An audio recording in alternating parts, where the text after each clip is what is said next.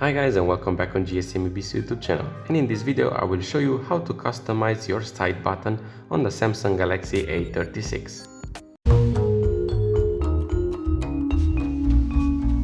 Now for starters, go to settings, scroll down, and when you get to advanced features, click on it and go to side button. Now when you want to double press the side button, select double press, and you can choose between multiple apps or feature from your phone. If you want to activate your flashlight, click here. And now when you double press it, it will activate the flashlight. We all know by pressing long on the side button, it will take you to the power off menu.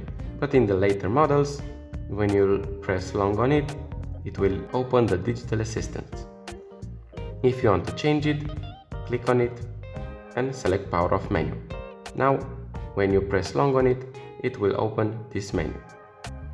Thank you guys for watching. Don't forget to like and subscribe for more videos, and I will see you in the next one.